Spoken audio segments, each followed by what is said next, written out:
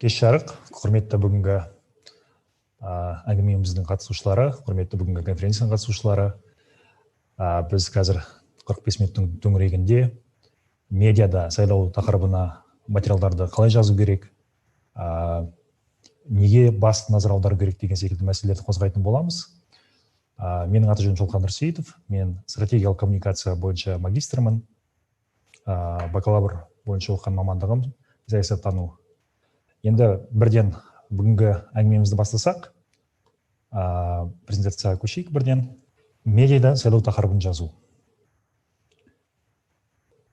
Бұл орталық Азия ішінде, жалпы дамыған, дамушы мемлекеттер ішінде, демократиялық елдер ішінде өте маңызды тақырып. Өйткені бұл тақырып этиканы да, жалпы журналистикадағы стандартты қамтитын мәселе. Адам өмірін қамтитын ең бастысы өте маңызды тақырыптардың біреуі. Енді бұл жерде біздің басты назар аударатын мәселелеріміздің біреуі сайлауға дейінгі кезең, яғни егер жалпы уақыт бойынша, кеңістік бойынша алатын болсақ, сайлауға дейін, сайлау науқаны кезінде, сайлау күні және сайлаудан кейін медиада сайлау тақырыбын қалай жазамыз дегенді бүгін талқылайтын боламыз. Енді ең алдымен сайлауға дейін медиада сайлау тақырыбы қалай жазылу керек, қалай айтылу керек дейтін болсақ, бірінші кезекте бірінші сайлаушылар, сосын барып партиялар деген, немесе кандидаттар деген позицияда болу керек. Жалпы журналистика өкілдері, журналистер, жалпы медиа саласының мамандары осы тақырыпқа келген кезде. Неге бірінші сайлаушылар? Өкінішке қарай көп жағдайда бізде сайлауға байланысты әңгіме қозғалған кезде, медиадан материалдар шыққан кезде бірінші кезекте саяси кандидаттарға, саяси партияларға көңіл көп аударылып кетеді. Ал негізгі басты ойыншы бұл сайлаудағы, бұл сайлаушылар, дауыс беру құқығы бар азаматтар. Өкінішке қарай, демократиялық мемлекеттердің өзінде де бұл мәселе өте өзекті. 2016 жылы Хиллари Клинтон жеңіліп Трамп президент болған кезде, Нью-Йорк Таймс секілді ірі, Вашингтон Пост секілді ірі және абыройы, авторитеті жоғары медиалардың өздері осы сайлаушыларды бірінші орынға қоюға келген кезде қателіктер кетті деген тұжырымға келіп, 2020 жылға дейін осы Трампқа дауыс берген, жалпы Вашингтоннан шаршаған сайлаушылардың мәселесін жиі көтереміз деп, өзара шығармашылық ортада бір тұжырымға келді. Бұл дегеніміз демократиялық мемлекеттердің өздерінде де сайлаушылар өкінішке қарай екінші орынға, немесе екінші планға кетіп қалады деген сөз. Сол себепті алдағы парламент сайлауы кезінде Қазақстанда және орталық Азия мемлекеттерінде басқа сайлаулардың кезінде бірінші кезекте сайлаушыларды толғандыратын қандай мәселе? Бұл сайлаушылардың қай тобына, қай мәселе өзекті және сайлаушылардың талабына жауап беретіндей саяси кандидаттар, партиялар қандай бағдарламасын жатыр, платформасы қандай деген өзекті сұрақтарды бірінші кезекте осы журналистика өкілдері, журналистер қозғауы дұрыс болады. Одан кейін ары қарай екінші мәселе, сайлауға дейін көп назар аударуымыз керек нәрсе, бұл саяси контекст. Қазақстан секілді дамушы мемлекет, Қазақстан секілді авторитарлық мемлекетте саяси контекст жалпы өте маңызды. Бірінші кезекте журналистер осы саяси контекстің шеңберінде назар аудару қажет мәселе бұл сайлау жүйесі. Яғни, қазір алдағы парламент сайлауы қандай сайлау жүйесі бойынша өтейін деп жатыр, яғни дауыс беру, кандидаттарды тіркеу, партияларды тіркеу және ары қарай дауыс беру процесі қалай жүреді? Сайлау біткеннен кейін мандаттарды бөлу қалай жүреді? Бұл өте маңызды сұрақ. Және Қазақстанда өкінішке қарай азаматтар өздерін ұсынып, немесе басқа партияға мүше болмай, жеке кандидат ретінде сайлауға түсе алмайды. Ол мәслихат болсын, мәжіліс болсын, президент сайлауы болсын, өкінішке қарай ондай мүмкіншілік жоқ, заңмен шектеу бар. Яғни контексті толық беру үшін біз қандай саяси контекстте парламент сайлауы өткелі отыр қаңтар айында, осы мәселеге қозғаған кезде қазірден бастап сайлаушылардың назарын осы мәселеге аударуымыз керек. Бұл саясатқа қызығатын ортада жиі талқыланатын тақырып, бірақ өкінішке қарай сайлаушылардың көпшілігіне әлі түсінікті емес тақырыптардың біреуі. яғни пропорционалды және мажоритарлы сайлау жүйесінің айырмашылықтарын, Қазақстанда не себепті бұл пропорционалды сайлау жүйесінің кемшіліктері бар, және бұл ең бастысы азаматтардың сайлану және сайлау құқығын шектейтін басты назарда ұстауымыз керек деп ойлаймын. Одан кейін тағы да бір мәселе, бұл Қазақстанда бірнеше ұйым, қозғалыстар партия болуға, партия ретінде тіркелуге әрекет жасады, бірақ өкінішке қарай түрлі объективті және субъективті кедергілерге байланысты ол ұйымдар, жаңа партиялар бізде өкінішке қарай тіркелмеді. Осы жақында ғана орталық сайлау комиссиясының мәлімдемесіне сүйенсек, бізде осы уақытқа дейін тіркелген, заңды деп танылған қызметтері 6 саяси партия сайлауға қатысуға мүмкіншілігі бар. Ал енді осы 6 партия келген кезде міндетті түрде сайлауға дейін жалпы бақ өкілдері міндетті түрде осы партияның саяси портретін жасауға барынша тырысу керек. Яғни бұл жерде тек партияның басшысы кім, қай жылы тіркелген, идеологиясы қандай деген секілді жалпы сұрақтар емес, нақты бұл партиялардың портретін аша түсетін сұрақтарды қою керек. Ол түрлі форматтағы медиа материалдар болу керек. Және ол тек қана бір бақтың материалы ғана емес, немесе бірнеше бақтың бірлескен жобасы ретінде де көбірек сайлаушыларды қамту үшін ортақ жоба ретінде де жасауға болады. Халықаралық тәжірибеге сүйенуге болады. Көрші мемлекеттердегі тәжірибелерге сүйенуге болады. Сол себепті партияның портретін ашқан кезде меніңше негізгі 3 сұраққа жүгіну керек. Бірінші бұл осы 6 партия ретінде әділет министрлігінің тіркеуден өткеннен кейін не бітірді? Сайлауға қатысты, қатыспады. Одан бөлек өздерін жаңағы мысалы коммунистер 100 мыңнан аса мүшеміз бар деп айтады. Ақжол 250 мыңнан астам, Нұр Отан 1 миллионға жуық, 845 мыңнан астам мүшесі бар деген секілді мәліметтерді айтады. Енді осы аралықта осынша мүшелерімен, 100 мыңдаған мүшелерімен бұл партиялар не жұмыс істеп жатыр? Және саяси аренада мүлдем көрінбейтін партиялар осы уақытта немен айналысып келді? Осының бәрін қазбалай беретін болсақ, меніңше партияның портреттерін сайлаушыларға түсінікті форматта жасап шығаруға болады. Одан кейінгі мәселе, осы 2016 жылы бізде жаңа парламент сайлауы өткеннен кейін, жаңа депутат мандат алғаннан кейін 4 жыл аралығында осы партиялар осы уақытқа дейін не бітірді? Немен айналысты? Қандай заң жобаларын қолдады? Қайсына қарсы шықты? Қай сайлаушылардың сегментінің тобының мүддесін қорғады?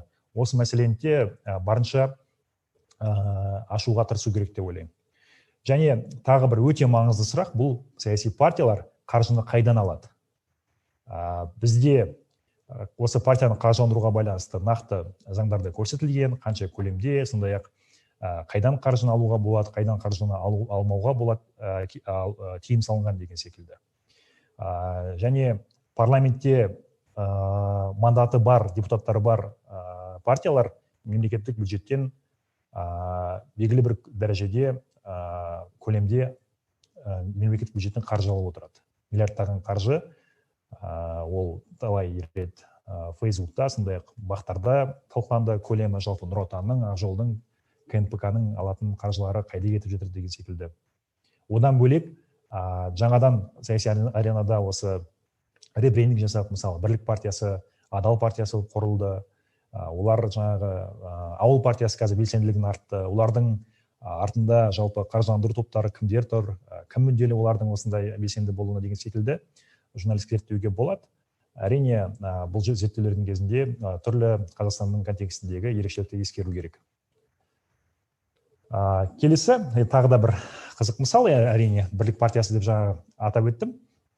Бірлік партиясы саяси партия ретінде бізде тіркелгенмен, саяси белсенділігімен танылмаған, ұйқыда жатқан партиялардың біреуі. Жақында ғана өздерінің Адал партиясы деп ребрендинг жасап, бұл партия қатарына медиада жүрген бірнеше мың жазылушылары бар, оқырманы бар, медианың саласында жүрген журналистер, жалпы әлеуметтік желідегі белсенді азаматтар кіре бастады. Бір қызығы, Азаттықтың бір материалы шықты, осы партиялардың жалпы немен айналысып жатыр деген секілді сұрақты көтеріп, сайлауға қатыса ма, съездері қашан болады деген секілді қызық материал болды, видеоматериал. Соның бірінде осы Бірлік партиясының кезінде Нұр Отан партиясының астаналық филиалының офисінде ресми тіркелгені мәлім болды, ол көп жарияланды және бақта кішігірім талқыланды. Яғни бұндай бір қызық детальдар, әрине саясатта бұндай детальдар өте маңызды деп ойлаймын. Жалпы әсіресе саяси партиялардың қызметіне, жалпы олардың саяси орнына байланысты баға беруге тырысқан кезде.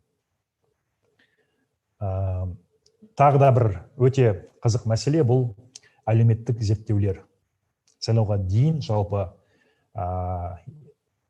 естеріңізде болса, осыдан бір айға жетер-жетпес 2-3 апта бұрын бүкіл бақта Нұр Отан партиясының қолдауға жалпы сайлаушылардың 76%, 77%-ға жуығы, нақты айтсақ 76,8% Нұр Отанды қолдауға дайын отыр деген зерттеу шықты.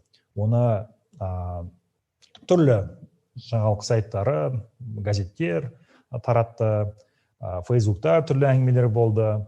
Жалпы түрлі сарапшылар өздерінің ойларын айтты.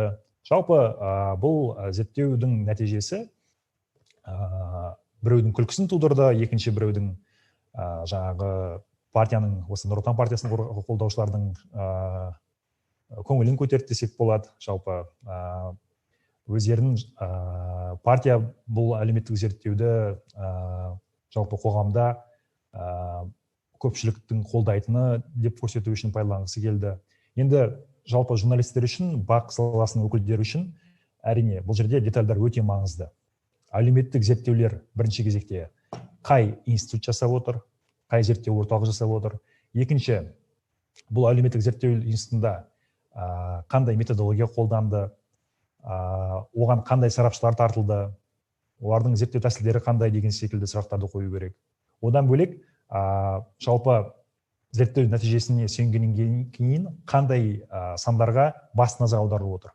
Яғни қазір билікте доминантты партияларды алға шығып, қазірден алда тұр деген секілді ойды қалыптастыру үшін мүмкін шие теру тәсілі арқылы пропаганданың өзіне қажетті мәліметтерді мүмкін таратып отырған шығар. Бұл себепті жаңағыдай тек тақырыпқа ғана назар аудартатындай материалды жарияламас бұрын, мүмкін 76,8 деген пайыздан бөлек бізге жалпы сайлаушы ретінде, электорат ретінде бізді қызықтыратын басқа мәліметтер бар шығар осы докладтың өзінде.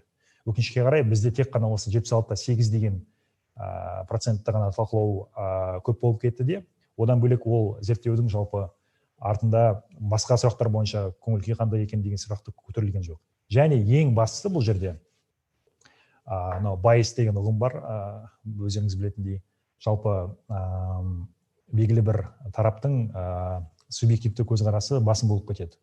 Түрлі көзқарас, саяси жағдайға байланысты болсын, тарихи оқиғаларға байланысты болсын, жалпы өмірде енді адам баласы болғаннан кейін субъективті пікір басым болып кетеді. Одан бөлек саясатта бұл өкінішке қарай үлкен пропаганданың мақсатында да қолданылып жатады. Енді бізде нақты осы Нұр Отан партиясына қарасты public policy, қоғамдық пікір институтының зерттеуіне сүйенетін болсақ, бұл зерттеу бірінші кезекте партияның ішіндегі зерттеу институты жасаған. Одан бөлек бұл зерттеу туралы бізге мәлімет таратып отырған литер. Бұл тікелей Нұр медианың құрамына кіретін Нұр Отан партиясының газеті. Одан бөлек бұл әлеуметтік зерттеу туралы пікір айтып жатқан сарапшылардың көбісі Нұр Отан партиясымен байланысы бар, тіпті кейбіреу Нұр Отан партиясының мүшесі, одан бөлек Нұр Отанның праймеризіне кандидат ретінде қатысқан азаматтар. Яғни бұл жерде бір сөзбен айтқанда өзіміз жайлы өзіміз зерттейміз, зерттеуіміз туралы өзіміз айтамыз, зерттеу арқылы өз-өзімізді мақтаймыз деген тұжырымға келуге болады. Яғни кез келген әлеуметтік зерттеу бұл бас салып сенім туғызатындай болмауы мүмкін. Кез келген әлеуметтік зерттеу ол Нұр Отан партиясынікі болсын, ол КНП-нікі болсын, жалпы басқа бір партияның зерттеуі болсын, егер ол тәуелсіз болмайтын болса, міндетті түрде критикалық ойлауды қосу керек деп ойлаймын. Енді сарапшылармен жұмыс. Өкінішке қарай бізде журналистердің көп талқылайтын сұрақтарының біреуі бізде әрбір сала бойынша сарапшы жоқ деген пікір жиі айтылады. Және ол жаны бар сөз, одан бөлек тағы да бір айта кететін нәрсе, бізде өкінішке қарай белгілі бір саланың емес, универсал мамандар өте көп. Енді ол жаңағыдай қоғамдық талқылауда кейбір білімді өз саласының мықты азаматтардың көлеңкеде жүруі де әсері болуы мүмкін. Одан бөлек басқа да факторлар болуы мүмкін. Ең бастысы бізде сарапшылармен журналист жұмыс істеген кезде бірінші кезекте осы сарапшылардың саяси байланысына, жалпы олардың саяси ұйымдармен қарым-қатынасына, партияның мүшесі ме деген секілді басты назар аудару керек деталь бар, соған назар аудару керек. Енді бір ғана мысал, Оразғали Селтиев деген саясаттанушы бар.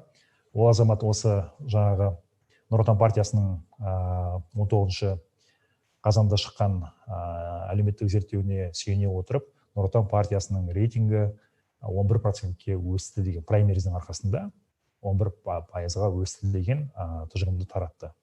Өзінің телеграм каналында да, Қазақстандағы ең танымал сайттардың бірі Тенгри университеті бұл ой тақырып ретінде шықты. Және бұл жерде бұл азамат мықты саясаттанушы болуы мүмкін, мықты академиялық дайындығы болуы мүмкін. Бірақ басты ескеретін нәрсе, бұл азаматтың пікірін толыққанды объективті пікір деп қабылдап, және оны сайлаушыларға қарай тарату. Жалпы бұл нағыз журналистиканың принциптеріне, стандарттарына келе қоймайды деп айтуға болады. Одан кейін сарапшылармен жұмыс тағы да бір мысалын келтіре кетейін. Өздеріңізде жаңалықтан оқыған боларсыздар. Айдос Сарым, Марат Башимов, Канат Нуров, Ильдос Абаканов секілді азаматтар осы жақында ғана, осыдан бірнеше күн бұрын ғана Нұр Отан партиясының ресми түрде мүшесі атанды. Бұл азаматтардың бұлай ресми түрде жаңалыққа шығып мүше атануы бірінші кезекте бұл азаматтардың қоғамда танымал екенін көрсетеді. Одан бөлек қоғамдық танымалдылығын Нұр Отан партиясының сайлау алдында жалпы танымалдығын арттыру үшін, қоғамға жақындық көрсету үшін жасалған әрекеттердің бір ретінде бағалауға болады. Одан бөлек бұл азаматтарды біз осы жақында партияның съезінен кейін орталық сайлау комиссиясына ұсынылатын партиялық тізімнің ішінен осы азаматтарды көріп қалуымыз әбден мүмкін. Тіпті саяси науқан біткеннен кейін депутат ретінде де бұл азаматтар Нұр Отан партиясының атынан, фракциясының атынан депутат болуы мүмкін. Енді бұл жерде журналистерге ескеретін мәселе, ең басты мәселе, бұл сарапшылардың пікірін бұдан былай. Бұл кісілер ақыры өздерінің саяси байланысын ресми түрде жария еткеннен кейін, бұл кісілердің пікірін тәуелсіз пікір ретінде көрсетуге сақ болу керек.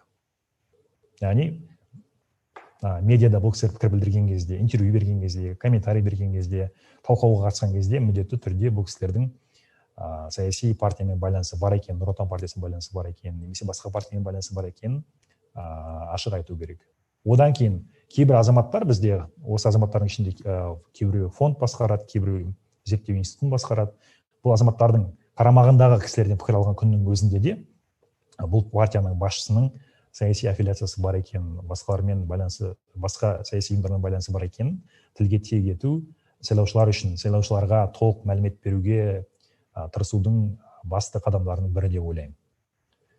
Ары қарай тағы да бізде бұл сайлауға дейін тағы талқыланатын мәселелердің біреуі бұл орталық сайлау комиссиясы және аймақтық территориялық сайлау комиссиялары туралы жазу, айту. Орталық сайлау комиссиясы конституция бойынша бізде президентке тікелей тәуелді институт екенін айту керек, жазу керек сайлауға дейін. Және 7 мүшенің екеуін және төрағасын президент тағайындайтынын да атап өту керек. Одан бөлек 7 мүшенің саяси портретін жасауға тырысу керек. Осы 7 мүшенің осы уақытқа дейін қандай саяси партиямен байланысы болған, тіпті туыстық қарым-қатынасы болса, саяси қызметте үлкен саяси қызметте отырған азаматтармен байланысы бар болатын болса, онда және қаржылық топтармен байланысы болатын болса, оны да ашық ақпарат көздеріне сүйене отырып, немесе журналистік зерттеу жасай отырып, сайлаушыларға жеткізу өте маңызды деп ойлаймын. Одан бөлек бізде орталық сайлау комиссиясынан бөлек әрбір аймақта, облыстарда, аудандарда, ауылдық округтерде бізде сайлау комиссиялары бар, және олардың жергілікті атқарушы билікпен қатынасы, тығыз қарым-қатынас жұмыс істейтіні белгілі. сайлауды ұйымдастыру кезінде жалпы президент сайлауынан бастап мәслихат депутаттарын сайлауға дейін осы аймақтық сайлау комиссиясының рөлі өте маңызды. Заң бойынша ол кісілердің азаматтардың тізімдері сайлау жарияланғаннан кейін бақ-та ресми түрде жарияланатын болады. Сол мәліметтерге сүйене отырып, журналистер түрлі материалдар дайындауға болады деп ойлаймын. Бұл бірінші кезекте сайлау институтына деген сенімді қайта қалпына келтіру үшін, жалпы азаматтарға, сайлаушыларға, электоратқа толыққанды ақпарат беруге тырысудың тағы да бір маңызды қадамы деп ойлаймын. Ары қарай енді сайлау науқаны өте бұл жылдам әрі көптеген ақпараттар электоратқа қарай ағылатын кезең деп айтуға болады. Өйткені бұл уақытта дәстүрлі және жаңа медиаларды Қазақстанда да саяси партиялар, кандидаттар қолдануға тырысады. Әсіресе әлеуметтік желіні, Фейсбуктан бөлек YouTube, Telegram каналдарды жиі қолдануға тырысады. Анонимді Telegram каналдарды да өз мақсаттарына қолдануға тырысып жатады. Енді ондай қадамдарды біз алда көреміз деп ойлаймын. Осы сайлау науқаны басталған кезде, үгіт насихат науқаны басталған кезде. Бірақ біздің медиа үшін жалпы сөз бостандығы мен баспасөз бостандығына қатысты үлкен проблемасы бар мемлекет ретінде, жалпы Қазақстан үшін, орталық Азия үшін мемлекеттік телеарналар, радиолар, газет-журналдар, сайттардағы партиялардың агитациясына сандық және сапалық контент жасау өте маңызды деп ойлаймын. Контент анализ жасау. Контент анализі арқылы жалпы қай партияның агитациясы көбірек және прайм-тайм бойынша жалпы танымал бақтар бойынша қалай таралып жатыр. Сол бойынша бірнеше журналистер немесе бақ бірігіп отырып материалдар дайындайтын болса, меніңше бұл да бір сайлаушылар үшін толық және керек ақпаратты жеткізудің бір пайдалы жолы болатын еді. Тағы да бізде өте маңызды мәселе бұл жарнама мәселесі. Өкінішке қарай бізде барлық медиа өздеріне ақылы түрде берілген материалдарды, контентті жарнама ретінде шығара бермейді. Көбінесе бізде контекст рекламасы ретінде, жарнамасы ретінде кетеді. Яғни бұл өзін журналистік стандарттарды және этика принциптерін ұстанатын, бақ ретінде сынайтын медиа үшін бұл өкінішке қарай оларға абырой әкелмейтін әрекет. Және біз әлі дамушы мемлекетпіз, бізде сөз бостандығы шектеулі деп жарнаманың жарнама екенін айтпау ол дұрыс емес. Сол себепті әсіресе сайлау кезінде де қай партияның өкілімен интервью болмасын, жалпы түрлі бейнематериал болсын, егер ол партия тарапынан жоба ретінде ұсынылған және ақысы төленген материал болатын болса, оны көрсету керек. Ал енді басқа материалдарға әрине, егер ол медианың бастамасы болатын болса, жан-жақты ашып көрсетуге болады. Жарнама демей, яғни ол журналистік миссияның негізгі бағыттарының біреуі кімнің кім екенін анықтауға тырысу, барынша объективті ақпарат беру. Егер осы бағытта жүретін болса, әрине жарнамамен басқа тұрудың қажеті жоқ. Бірақ егер партиялар жарнама беретін болса, міндетті түрде оны айтқан дұрыс деп ойлаймын. Сайлау күні бұл өте маңызды күндердің бірі. Өйткені енді бұл күні осы уақытқа дейін саяси партиялардың агитациясы аяқталып, жалпы енді Қазақстан секілді мемлекет ішінде сайлау институты өкінішке қарай сенім туғызбайтын мемлекеттің өзінде де енді журналистер үшін бұл күнде де өзінің миссиясын барынша адал және дұрыс атқару үшін тырысу керек. Бірінші тағы да айта кететін жайт, осы күніде медиа барынша сайлаушыларды бірінші орынға қою керек, одан кейін барып партияларды. Яғни сайлаушылардың негізгі ойын екенін естен шығармау керек. Одан кейін заң бұзушылықтары жайлы объективті жазу, барынша фактілерге сүйену және жан-жақты осы барлық тараптың пікірін беруге тырысу, бұл біздің Қазақстандағы журналистиканың жалпы сайлау туралы жазу дағдысын қалыптастыруға бір ықпал етеді деп ойлаймын.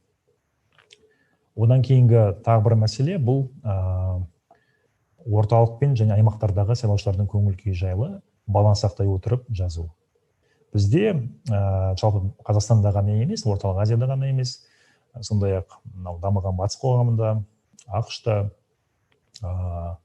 ең ірі қалалар, Астана, қаржы астанасы, бизнес өте жақсы дамыған аймақтардың мәселесі бақта осы мейнстрим медиада басты бақтарда бірінші кезекте сол аймақтың тұрғындарының мәселесіне көп көңіл бөлініп кетеді де, мынау кіші ауыл тұрғындарының, кіші қалалардың, моноқалалардың, одан бөлек экономикасы артта қалған немесе сайлаушылар саны аз аймақтардың мәселесі көп ашылмай қалуы мүмкін.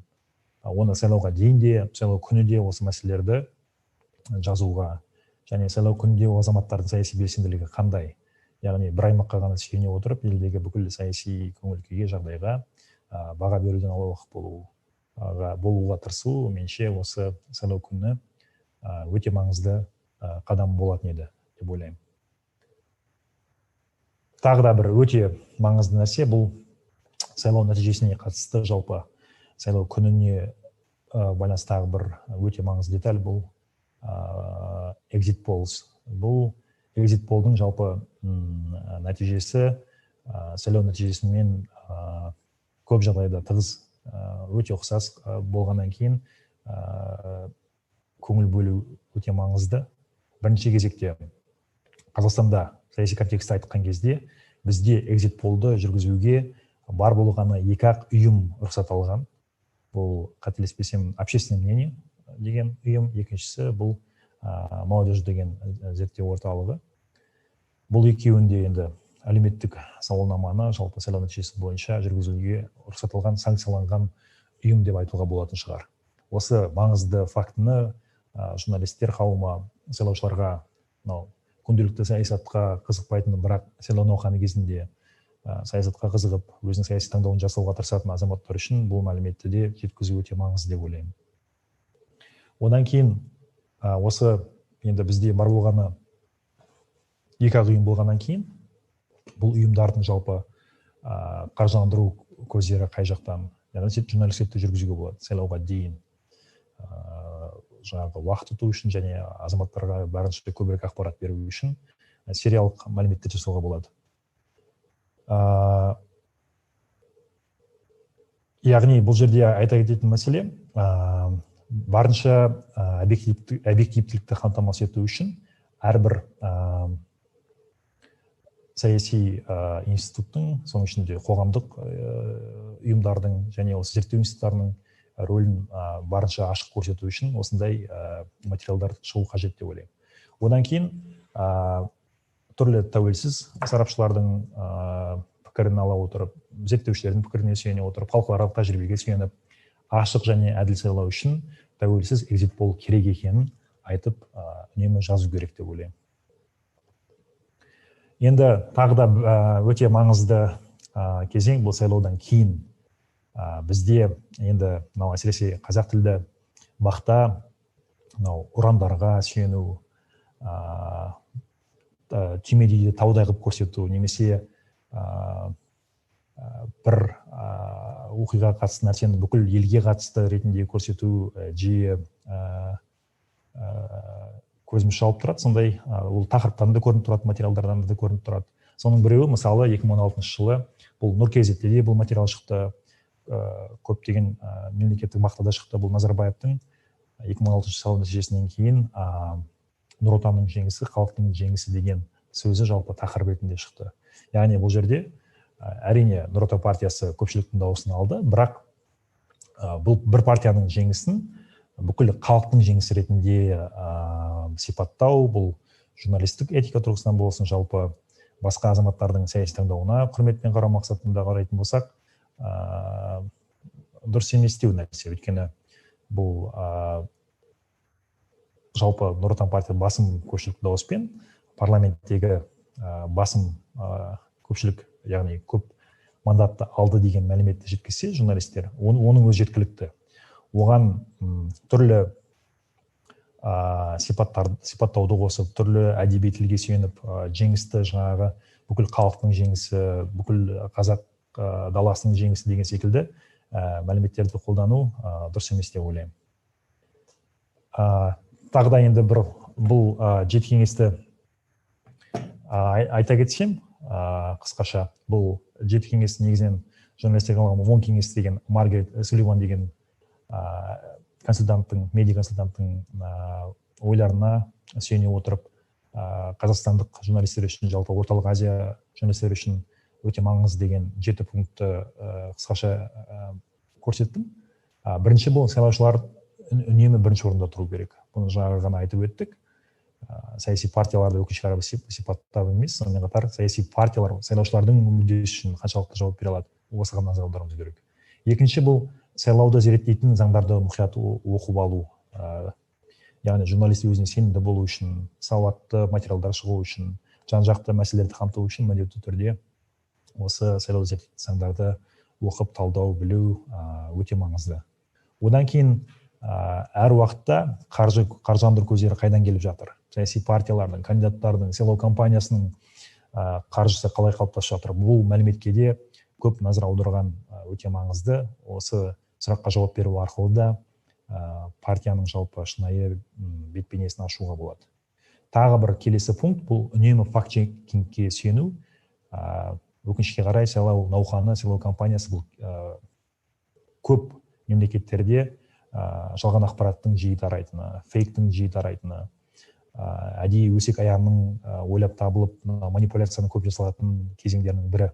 Ал осы уақытта сайлаушыларға барынша объективті және бейтарап ақпаратты жеткізу, бұл әрине журналистердің ең үлкен миссияларының біреуі, және бұл үлкен энергияны, уақытты талап етеді. Сондықтан факт-чекингке сүйену бұл медианың абыройы үшін де, журналистердің абыройы үшін де өте маңызды. Яғни тексерілген ақпаратты тарата салып, ертең өзіңіз үшін де және өзіңіздің медиаңыз үшін де ұятқа қалатын жағдай болмас үшін барынша осы манипуляция мен фейктермен күресу керек. Одан кейін әлеуметтік зерттеулер жайлы жазғанда мұқият болу. Оны атап өттік. Ол зерттеуін кімдер жасап жатыр, қандай мақсатпен тарап жатыр, және нәтижелері қандай деген секілді мәліметтерге жиі сүйенгеніміз дұрыс деп ойлаймын. Алтыншы, бұл сайлау жайлы ертерек зерттеп, ертерек жазу. Қазір көптеген азаматтардың ойында ой болуы мүмкін. Сайлауға дейін әлі қаңтарға дейін біраз уақыт бар. Сол келген кезде материалдарды сол кезде жазамыз, оған дейін жазатын ештеңе жоқ деген секілді жоқ. Сайлау туралы тіпті Қазақстанның өзінде осы саяси бәсеке, шынайы бәсекенің болмаса да, осы партиялардың шынайы бет-бейнесін ашу үшін жалпы саяси контекстті ескере отырып, бірнеше көптеген қызықты материалдар жасап шығуға болады деп ойлаймын. Ол үшін осы тақырыпты ертерек зерттеп, ертерек жаза бастау керек. Егер сіздің медиаңызда оған арнайы қаржы бөлінбесе, арнайы мамандарды тарту көзделмесе, онда осы тақырып сізді қызықтыратын болса, журналистік миссияны маңызды есептейтін болсаңыз, басқа медиадағы әріптестеріңізбен бірге альянс құрап отырып, әлеуметтік желіні пайдалануға да болады. Яғни түрлі жолдары көп. Егер бұл тақырып сізді қызықтырса, меніңше жолын табуға болады. Және ең бастысы, жетінші, бұл бейтарап әрі объективті ақпаратты тарату. Бұл кез келген журналист үшін үлкен басты қағида болу керек. Бізде әрбір азамат өзінің саяси таңдауын жасау құқылы. Ал егер сіз өзіңіз журналист деп есептейтін болсаңыз, қандай да бір партияның мүшесі болуға және ол партияның сойылын сайлаудың кезінде соғу арқылы, бұл менің азаматтық позициям деп, бірақ екінші жағынан саяси пропагандамен айналысатын болсаңыз, онда бұл өзіңізге ғана емес, жалпы мамандыққа да үлкен абырой алып келмейді. Сол себепті бейтарап әрі объективті болуға тырысуымыз керек деп ойлаймын. Енді қазір маған ұйымдастырушылар бір сұрақты жіберді. Сол сұраққа назар аударып жауап беруге тырысайын. Ғалымжан Оразымбет, кеш жарық шалқар, бүгін КНПК ребрендинг жасап, коммунистік дегенді алып тастап, НПК атанғысы келеді деген ақпарат оқыдым. Бұл көз алдау ма, әлде коммунистік идеядан бас тарту ма? Өкінішке қарай мен бұл ақпаратты сізден біліп отырмын. Мүмкін ондай ребрендинг болып қалуы да мүмкін. Бізде жақында ғана Бірлік партиясының Адал партиясы болғанын көрдік қой, жаңа мүшелерді тартты. Және бұл Адал партиясының қатарына қазақ тілді ортада танымал азаматтардың кіруі, ұлттық патриотизм идеясына жақын, идеологиясына жақын азаматтардың кіруі де бұл мүмкін коммунистік партияның орнын алмастыратын саяси күштерді мүмкін дайындауда болуы мүмкін шығар. Және ал енді коммунистік сөзді алып тастағанмен халықтық партия деген партияның атауы бұл ол партияның коммунистік бэкграундын жойып тастай алмайды деп ойлаймын. Және сол КНПК-ның құрамында болған азаматтар осы НПК-ның құрамында болатын болса да, міндетті түрде ол қазіргі 7 депутат тағы да депутат болуға тырысатын болса, бұл ребрендингтен ешқандай пайда келеді деп ойламаймын.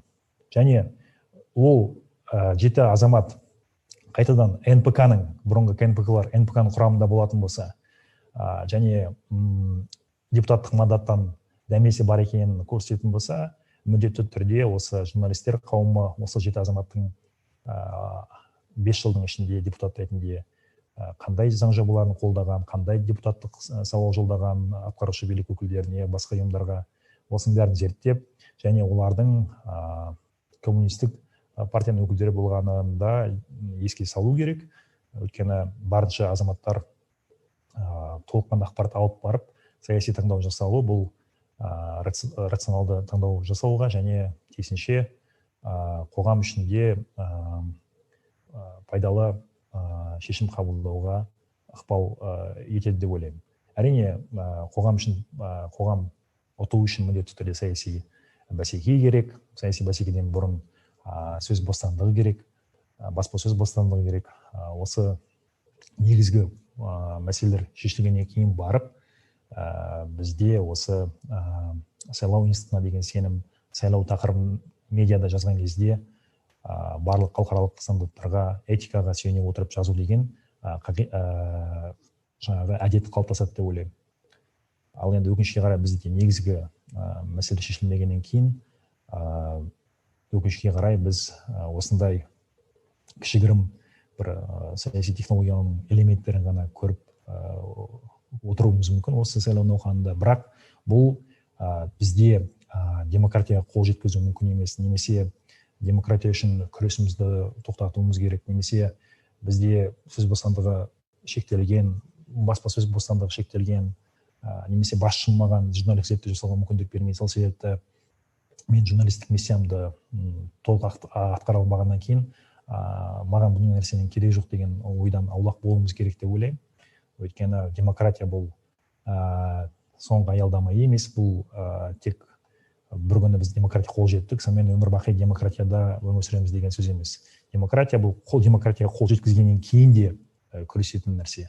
Яғни үнемі күрес, үнемі құндылықтар үшін күрес, үнемі ортақ құндылықтар үшін күрес. Бұл себепті ең бастысы бізде сайлау институтына деген сенім демократияның ең маңызды элементі. Осы элементті дұрыс қолдану, жалпы журналистік қауымдар болсын, зерттеушілер болсын, азаматтар болсын, барлығына да ортақ маңызды мәселе. Енді басқа сұрақтар болмаса, жалпы бүгінгі тақырыпқа байланысты маңыз деген айтылмай қалған тағы бір сұрақ келіп жетті. Идеал демократияға жеткен елдер бар деп ойлайсыз ба? Енді өкінішке қарай Уинстон Черчилль айтқан ғой, енді адамзат баласы осы уақытқа дейін демократияға тең келетін басқа ұлы нәрсе ойлап тапқан жоқ деп. Және идеал демократия дегеніміз ол барлық жағдайда, барлық азаматтың көңілінен шығатын, барлық азаматтың мүддесін ескеретін саяси шешімдер қабылдау. Олардың саяси мүддесін заң жобаларында ескеру, күнделікті өмірде ескеру. Жоқ, өкінішке қарай идеал демократияға қол жеткен мемлекет бар деп айта алмаймыз. Бірақ салыстырмалы түрде мына мемлекетте, мысалы, қазір демократия индекстеріне қарайтын болсақ, солтүстік Еуропаның мемлекеттері мынау ақш-тың өзіне қарағанда немесе батыс еуропаның басқа мемлекеттеріне қарағанда әлде қайда демократия индексі бойынша жоғары тұрған мемлекеттер. Неге? Өйткені ол мемлекеттерде бай мен кедейдің арасындағы айырмашылық аз. Ол мемлекеттерде референдум арқылы көп жағдайда мәселелер жиі шешіліп отырады. Яғни референдум арқылы барынша қоғамның басым көпшілігінің мүддесін, пікірін ескеруге тырысады. Сондай-ақ жалпы азаматтардың табысы бойынша да айырмашылық аз басқа мемлекеттермен салыстырған күннің өзінде, демократиялық басқа мемлекеттермен салыстырған кезде. Осындай факторлерге сүйенетін болсақ, әрине осы солтүстік Еуропа мемлекеттері алда тұрады. Және ол жақтағы да демократияны идеал демократия деп сипаттау дұрыс болмайтын шығар, өйткені идеал қоғам әрине бұл барлық қоғам ұмтылуға тиіс идея, және академиялық ортада осы идеал қоғам туралы әңгіме жиі қозғалады. Және бұл дұрыс, өйткені идеал қоғам құруға, идеал демократия құруға ұмтылған кезде ғана қазіргі проблемаларға бейтарап қарауға, қазіргі проблемаларға сыни көзбен қарауға мүмкіншілік туады. Сол кезде ғана біз қазіргі қол жеткізген құқықтарымызбен тағы да шектеу жеткен құқықтарымыз қандай бар деген секілді мәселеге назар аударуымызға болады. Тағы бір сұрақ, соңғы сұрақ, Қазақстан демократияға жету үшін қанша уақыт керек сіздің ойыңызша? Енді бұл өкінішке қарай 5 жыл немесе 10 жыл керек деген секілді кесіп айтатын сұрақ емес, өйткені жаңа сөз басында айтып өттім, демократия бұл соңғы нүкте емес, бұл демократия үнемі күресті талап ететін, азаматтардың белсенділігін талап ететін, және үнемі мемлекетті сұрақтың астына алуды қажет ететін саяси режим. Яғни бұл жерде біз демократияға ертең жетеміз, немесе 10 жылдан кейін бір ұрпақ алмасқан екен жетеміз деген секілді болжамды айтуға болады. Бірақ ол болжам белгілі бір модельге сүйенбегеннен кейін, ол болжамның артында белгілі бір саяси болжау, зерттеу тәсілдері тұрмағаннан кейін, қазір сізге демократияға жету бір 10 жылдың мәселесі деген секілді жауап айта алмаймын. Және ондай жауап айтудың үшінде айтудың өзі де күлкілі, өйткені демократияға әсер ететін факторлар өте көп. Ол азаматтардың бірінші кезекте өзінің саяси жауапкершілігін алуы, өз құқығын күресуге дайын болуы. Және ол азаматтардың саяси шешімдерге ықпал ете алуы да өте маңызды. Бұл себепті сұрағыңыз енді маңызды деп ойлаймын. Жалпы Қазақстан секілді қазіргі авторитарлық мемлекетте азаматтардың демократияға ұмтылуы. Бірақ бұл бір күндік немесе 10 жылдық мәселе емес. Бұл Қазақстан жағдайында бірнеше жылдардың немесе бірнеше 10 жылдықтың мәселесі болуы мүмкін. Бұл бірінші кезекте біз бен сіздің өзіміздің азамат ретінде құқықтарымызды білуімізге және құқықтарымызды қорғауға қаншалықты дайын екенімізге байланысты. Осы мәселелер шешілген кезде одан бөлек жалпы мынау халықаралық елдердің тәжірибесіне сүйенетін болсақ, орта тап қалыптасқан қоғамда демократия тезірек орнауға және демократияның тұрақтануына үлкен фактор. Яғни біз осы саяси мәселеден бөлек экономикалық жағдайға да басты назар аударуымыз керек. Осы жерде мен сұрағыңызға жауап беруді тоқтатайын. Уақытта аяқталып қалды. Баршаларыңызға бүгінгі әңгімемізге қатысқаныңызға, сұрақ қойғандарыңызға рахмет айтамын. Ұйымдастырушыларға осы іс-шараға спикер ретінде шақырғанына алғысымды білдіремін. Соңғы сұраққа байланысты айтатын болсам, жалпы демократияға жететін күніміз жалпы Қазақстан үшін, Орталық Азия үшін, басқа да демократияны аңсайтын мемлекеттер үшін жақын арада келсін деп тілеймін. Сау саламат болыңыздар.